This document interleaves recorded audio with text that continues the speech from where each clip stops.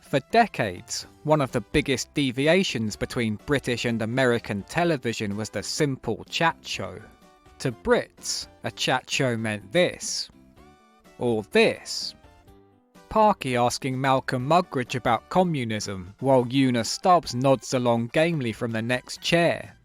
But for Americans, the talk show is an entirely different beast. Slick presenter played on by a house band, opens with a topical monologue, then sits behind his desk to bring out the celebs. Musical performance, a stand-up, a couple of skits. It's one of the most nailed down formats in the biz. Stylistically, each version's tied to its respective culture. Like when our neighbours from stateside say they've eaten biscuits and gravy. But it's this, not this. Or the fact they can happily poo in bog cubicles behind a door the size of a book. Despite a few goes, the US format never really took over here, not until Jonathan Ross and Graham Norton in the 2000s. But back in 1993, another guy had a crack at it. And now, here's a man who's never been overcharged in a Soho sex club. In fact, he comes back for more. Danny Baker!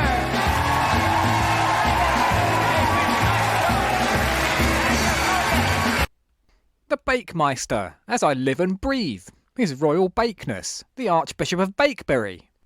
At the time, Danny was primarily known for the Daz Doorstep Challenge, and for his radio work, of which I am a huge fan with a lot of affection.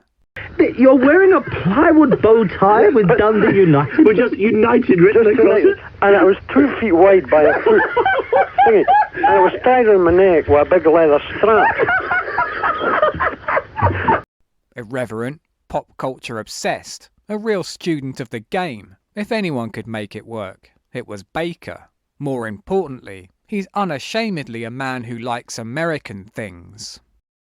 To really get it right before it hit BBC One, Danny Baker after all had 2 unbroadcast pilots, which we'll get into first.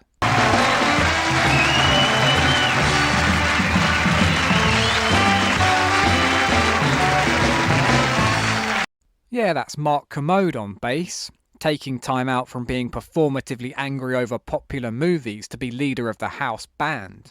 As such, he occupies the Kevin Eubanks, Paul Schaefer role of laughing loudly at Danny's shtick. Glass in hand, we get the classic monologue, really establishing, "Hey, this is New York, baby." So could we just clear this right up? If you think of employing Pete Best anywhere down the line, they sacked his ass out of that group. I think you mean arse. Big guest was meant to be William Hurt, but he pulled out last minute. Mark? He had a bad time. What he's having a messy divorce, William Hurt, so that's why he's not with us. And it's fine to bring that up. More than just aping their style, Danny's inspired by our American cousins in a much more literal sense. See that? The pot and the pendulum. Can you see that? Just came in the office, the pot. The most blatant case is a running bit he does every week. We promised we wouldn't do lists on here, but we're going to do lists. Why not lean on the American format? And Lean on, or lean over and pick its pockets. here are the top 10 things the girls are going to miss about the Bangkok Hilton. This is David Letterman's trademark, a segment so famous it's got its own wiki page. Top 10s are so tied to a specific performer, it'd be like if Danny started attacking people with an emu. Number 7, our team of harnessed cockroaches who learn to do the job better than any lady show. That is horrible. That's real bad. Very good. I just can't get over the thievery. Nothing so outrageous since Barrymore made a whole career off walking about like Basil Fawlty. It's like he's just opened another franchise of late night. Hey, you guys ripped me off? Let's get into the guests. The unsung king of rock and roll. Would you please welcome Mr. Lloyd Grossman right here? Danny absolutely loves it when the guests do their own gags. It's just by coincidence, I still have the business card that you gave me. Oh, this is going to be some shtick. From that first encounter. Oh, we can see this one coming in over But Trafalgar Square. just- Come on, that's not going to Isn't work. that it? That's why I came back tonight. Right, that was never going to work. Lloyd Grossman relives his past as a rock and roller. I'm not content to be with you in the daytime. And then Spike's in. Spike, still alive? Here we get the exceedingly rare sight of Danny Baker unable to get a word in edgeways. In the early 60s. I am in my early 60s. No, yes. But I've had the operation. In the early... I've had it all taken away. When people wanted you... Plastic. The speeding conveyor belt structure of the chat show isn't the best format for Danny's interviews, and the two never really click. The TV career, which spans 30 years now, dwindled recently, quite shamefully. Yes, yes. You'd still like to be doing telly. It's not a choice, is it? Not to do TV anymore. Keep going, it's all good stuff, you know. No, I just don't work on TV anymore. Nothing to do, and I'm an author now. I write books. Yeah. We've also got laughing at serving suggestions, catchphrases carried over from the radio. Oil tanker captains, them's is nuts! Igar, Ironbird, Iron! A musical number while Danny paces restlessly in the background with a gun. And the kind of fatherly encouragement some sons spend their whole lives fruitlessly seeking. So let's road test it. We got ourselves a 6-year-old boy. This is my 6-year-old boy, Sonny, by the way. My son. All clapping, you mate. Yeah. You can see the connective tissue between this and TFI Friday, for which Baker was head writer. The central conceit of, what shall I put on telly? Whatever I find interesting and be done with it. Look at this. Kellogg's Honey Nut Loops. Not only can we loop together, but you get your free cut-out loopy finger puppet.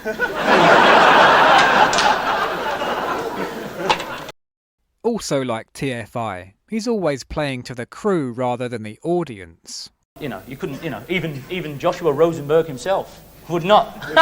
Imagine that. Always the law court in the back, right? Always the law court. By the second pilot, even the set's straight from American Late Night.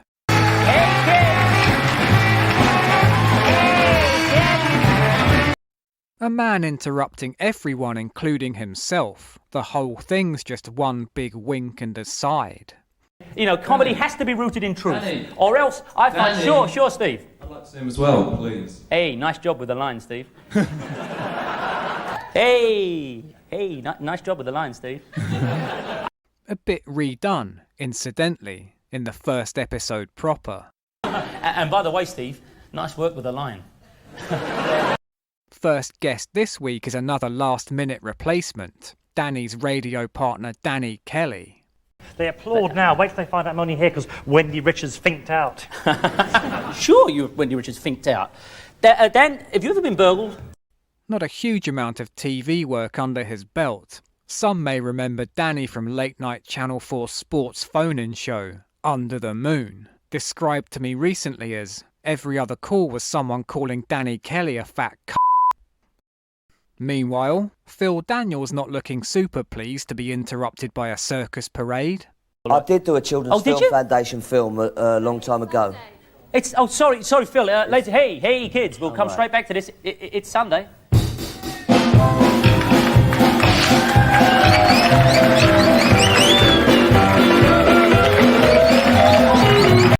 Bernard Wilkie and Jack Kine, the BBC special effects pioneers who did Quatermass and Some Mothers Do Avum, and built the Daleks. God, I bet they've got some stories. What would Jurassic Park do to people like that? Oh, right. It's just Danny talking over them. Would you like to earn yourself 7 years bad luck by shooting the mirror? I hand it to you the right way around. Doing... Just bang at the mirror. Fire at the mirror. You get on. Okay, folks. Here's the little mise-en-scene. I have returned to my dressing room early. Oh, just shoot the bloody mirror. I'm getting into the character. See, it's Danny Baker as Charles Bronson. Wow! By the way, the simple trick of it is sublime. What you have, you see, it's quite straightforward. There's a little old rat trap, and you just go like that. Sure. And these are the coolest chaps ever. Did you ever come unstuck with this stuff? You know, like this. Oh, all the time, old boy. Yeah? Here's Danny Baker after all in a nutshell.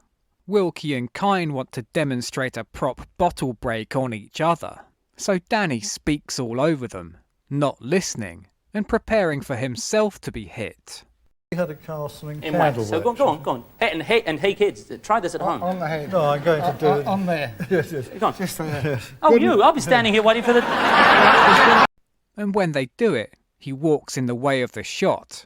Thanks, lads. Thanks for coming. What would this be? What is this?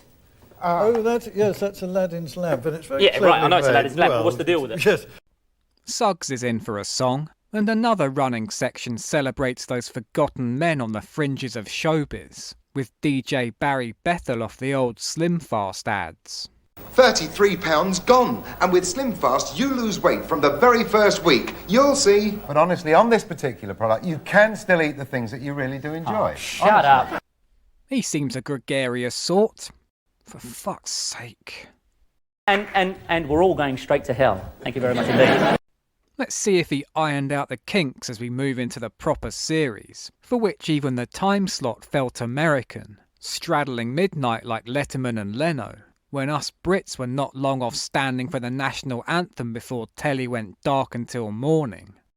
It's fizzy, it's outrageous, it's a new late show with Danny Baker, after all. Hey, nice job. Hey, you betcha, yeah. Suggs is back, and as this is on proper now, gets the full Danny Baker introduction. Please welcome the mighty Suggs man, the Suggs-a-Tola, the Suggs-meister. You can't fault the guests though. Peter Cook casually sparking one up. That's the odd thing about Satanism. You go back. You scarcely notice what you're doing. I don't recommend it to anyone. Yeah. And Dan's questions are the kind of thing you'd never hear coming out of old Wogan's mouth. You are a connoisseur, if not a serious connoisseur, but nevertheless you like the underbelly, the underlife, you like low lifes. Have you ever experienced it? Have you ever been to a sex club, Peter? That's it. How'd you top Peter Cook? Mike, reading your army record, it says you are a notorious homosexual.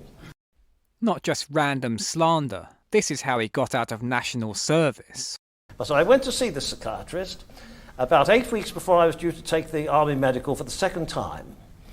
And he said, why are you here? I said, I think I'm homosexual. I said, well, I have to go in the army. And he said, wait there. He said, I'll give you a letter. Just to be sure he believed me, I his Also back from the pilot. Mr. Barry Bethel, right there! Yeah! hey, Barry, if I wanted to lose some ugly fat, I'd just leave it in my dressing room. Thank you very much. No, if I want to lose fat, I'll just leave it in my dressing room. Thank you very much. This is pure TFI Friday. What would you like better than the undying respect of four really big fat guys? So if you look there, we've got there they are, Mr. Barry Bethel! He's so in love with this bit. One of them returns in episode 4. Danny Baker!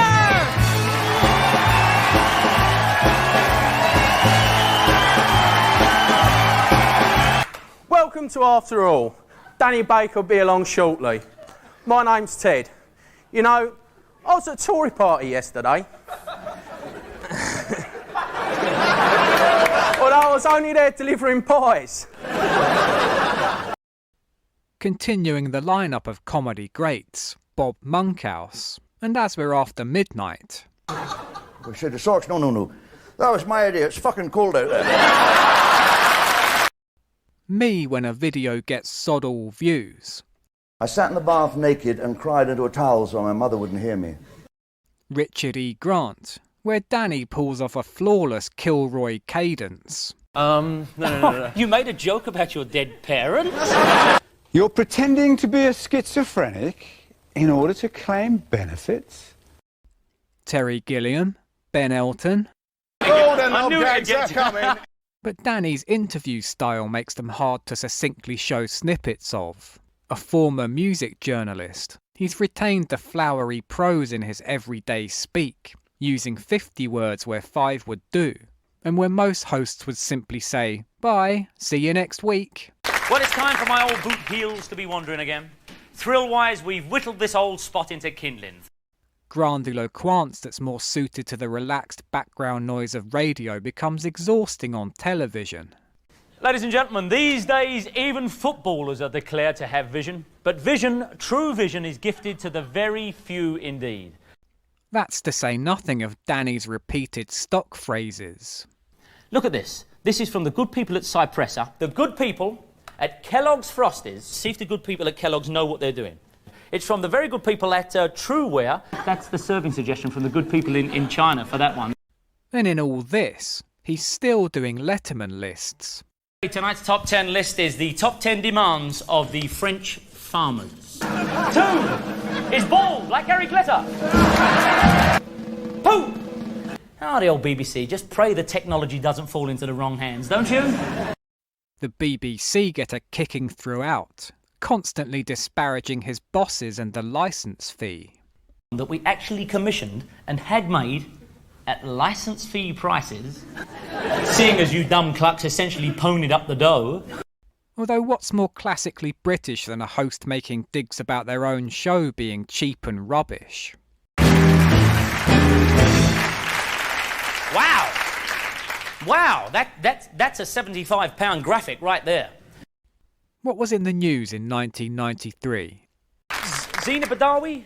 Zina Badawi, is it? The newsreader, a man, it was on all the front pages, a man has been claiming that the government will give him $25.2 million if he marries newsreader Zina Badawi.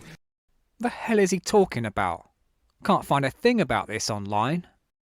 But the old Millard Meister's being a right moaning Minnie, as there is some fine television to be found on After All. Who's seen the film Midnight Run? It's about the nasty, dangerous world of bounty hunters. Cue bounty hunter Ted Oliver, the bum bag, the hair which seems made of plasticine. I'd assumed this to be a comedy character, but no, real guy. There isn't a challenge over here. I've martial arts 20 odd years, been shooting 15 years. I needed to put it to something. So how close have you come to death? Quite a lot of times. The nearest? The nearest was a shotgun in my back. What a missed opportunity, failing to rent out a barn and see who was hardest out of Ted and Big Paul Sykes. That was on America's Most Wanted. He had shot 4 people. Took me 3 months to find him. What happened when you found him? I called the SWAT team in. They stormed in. He was carrying 2 Uzi submachine guns. We're not allowed to carry automatic weapons. We can only carry semi-automatic. Just 2 cool dudes talking about American things. Like I say, in the LA gangs, in Brooklyn, No, Bronx, because most of the people I have arrested are Crips and Bloods. Oh, yeah? Yeah. The last one we brought in was a Crip, and he'd shot 4 people. He's also got a 3.5-year-old, claimed to be Britain's cleverest child. So say a polite but never patronising hello to Caterina Navaya Jimenez and her mother Jackie right there. When did the coin drop and say, wow, there's no beating around the bush? Well, everything. She sat early, she walked early, she talked early. She was out of nappies at 9 months old. And she did the best Rumpole of the Bailey impression out of her whole playgroup. Dan seems pretty sceptical. Do you know you're very clever? Yeah? Answer in any language you feel free to. How many languages do you speak? 3. We may have been sold a pup here, I don't know. We'll have to take the mother's word this is a baby genius. I mean, what ulterior motive could there even be? The only education that would cater for her needs is private. But the fees are out of my reach at this moment in time. Poor Danny doesn't even get a handshake. Thanks, mate. Always wonder what happens to these child geniuses. Do they end up running the world? Funny liner notes on albums. Funny album covers. More funny serving suggestions. Here's another one along the similar list. We got hundreds of these. How long have you got? Musical performances from Nick Haywood and Tim Finn. And to level the gender playing field a fraction, Alison Moyet. He's the man who writes gags for car stickers, Mr. Tony Collins. Yes, he does.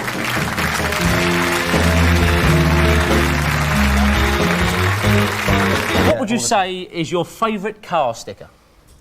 I've a hunch I'm not bald, it's a solar panel for a sex machine. Hey, you want to get to ad-libbing with me? I'm sorry. Ultimately, Telly's Cockney Rebel was so tied to the American format, After All ends up becoming a parody of it. Too self-reverential and inside baseball, constantly having to pull back the curtain every 2 seconds. Yeah, you bet. I'd have said so. With his patter, mannerisms and big bright clobber, it feels like he belongs in a satire, playing on televisions in the background of RoboCop or The Running Man. 2 words, salad bar. That's a fact, Jack. Hey Barry, how you doing? Danny Baker, After All, aired for a single series of 8 episodes, falling short of David Letterman's run on Late Night by a mere 1,811 shows. Hey kid, them's the breaks. Number 7, screw you. In the meantime, please welcome back the Suggs Meister, the Suggs Atola. Right over here, yeah.